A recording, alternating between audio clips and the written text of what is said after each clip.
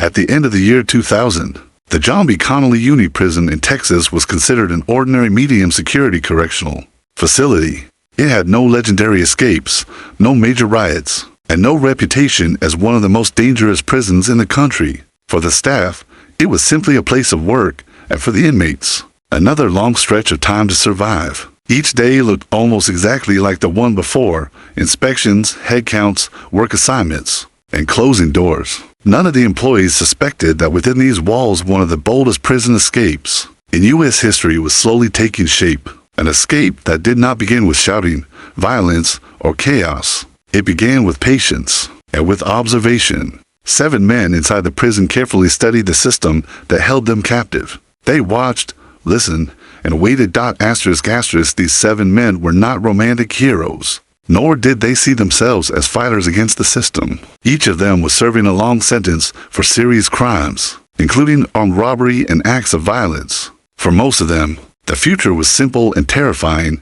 They were expected to spend the rest of their lives behind bars. Years in prison had stripped away illusions and left only cold calculation. They had nothing left to lose. That was exactly what made them dangerous. They did not hope for appeals, parole, or mercy from the courts. They relied only on themselves and on the weaknesses of the system. Every guard's mistake, every careless movement, every moment of misplaced trust was carefully memorized. The plan was never written down and never discussed openly. It formed gradually from small details that others would never notice. They knew which employees worked alone. They knew at what times surveillance cameras were checked less frequently. They knew where keys were kept securely and where they were left unattended. They understood that success was possible only under one condition. Everything had to happen quietly. No gunfire, no alarms, no panic. They did not need to run. They needed to disappear. December 13, 2000 began like any other ordinary day. Nothing suggested that within hours, the prison would effectively cease to function as a controlled environment. The first moves were made without haste. One inmate asked an employee for help with a minor issue. Another distracted a guard with casual conversation. When the door to a service room closed, everything happened in seconds. The man was restrained, rendered unable to resist, and handcuffed. No shouting, no witnesses. That was how the first captive inside the prison was taken. After the first employee was captured, the pattern repeated itself again and again. The inmates acted confidently, but without haste, as if carrying out a routine work procedure. They understood perfectly that every extra second increased the risk of exposure. Staff members were lured into storage rooms and service areas under various pretexts: assistance, inspections, work-related questions. Once the door closed, the person was trapped. They were restrained, handcuffed, and isolated. No guard managed to press an alarm button. No one screamed. The prison continued to function normally, unaware that control was slowly slipping away. With every passing minute, the number of captives increased, and power shifted to those who had once been completely powerless. Once they obtained the keys, the situation changed completely. Keys meant access, and access meant freedom of movement.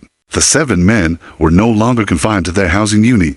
They moved around the facility with confidence, sometimes without hiding at all. They were wearing staff uniforms, and that proved to be enough. No one asked unnecessary questions. In a prison built on routine and trust in uniforms, appearance meant everything. Their next destination was the armory. That was where the final balance of power would be destroyed. The armory was never designed to withstand an armed takeover from within. It existed as a service area, not as a fortified position. When the doors opened, they found pistols, shotguns, and ammunition. This was no longer just an escape. It was an armed takeover. From that moment on, every prison employee was in mortal danger. Yet the inmates continued to avoid noise and bloodshed.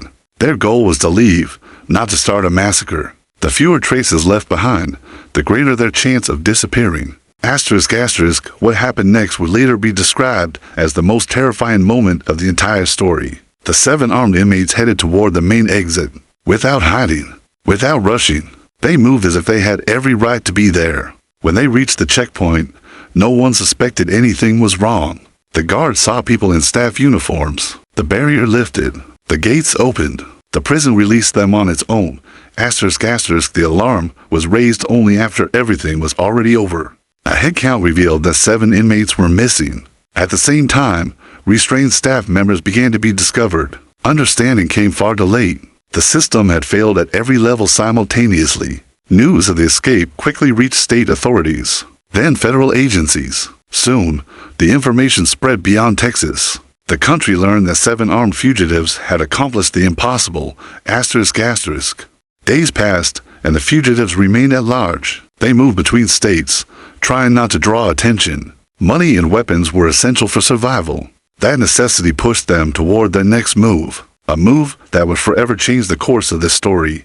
Several days after the escape, the 7 men understood that time was working against them. Each day of freedom increased pressure from law enforcement and federal agencies. Their faces were broadcast on television, distributed across states, and circulated among patrol units and highway police. Remaining unnoticed was becoming increasingly difficult. They needed money, ammunition, and transportation. That was why they decided to commit a robbery. They chose a sporting goods store, believing it would provide quick access to weapons and cash. They acted as they always had, with the same cold calculation they had used in prison. But this time, circumstances were different. A police officer responded to the call, unaware of who he was about to face. The police officer entered the store following standard procedure. He did not know that 7 armed fugitives were inside, prepared to do anything. Events unfolded rapidly. The criminals opened fire almost immediately. Shots rang out one after another, leaving no time to react. The officer was fatally wounded and died at the scene. That moment became the point of no return. From then on, the escape was no longer just a bold crime. It became a national tragedy and a full-scale manhunt. After the killing of the police officer, the situation changed instantly. Federal agents, special units, and rapid response teams joined the search. Information about the fugitives was updated hourly. The public was warned not to approach any suspicious individuals. Any contact with them was considered extremely dangerous. The 7 men understood this. They knew they would not be taken alive if they posed a threat. Their movements became increasingly erratic. Mistakes began to accumulate. Each one brought the end closer. In early January 2001, the trail led law enforcement to a small motel. The fugitives had chosen it as a hiding place, hoping to wait out the intense search. However, their presence did not go unnoticed. Police quickly established surveillance. The area was surrounded. A siege began. Armed units gathered around the motel. Negotiations lasted for several hours. The situation was extremely tense. Everyone understood that the outcome could be bloody. During the siege, one of the 7 made a decision that would end his life. He took his own life rather than face trial.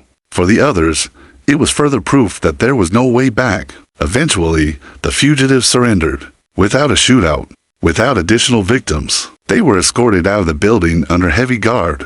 The escape was over, but the story was far from finished. The trials lasted a long time and captured the attention of the entire nation. The tales of the escape, the killing, and the events that followed were examined minute by minute. The sentences were severe. Most of the participants were sentenced to death. The remaining ones received life imprisonment. None of them would ever walk free again. The story of the Texas 7 became an example of how fragile a security system can be, and how costly even small mistakes can be.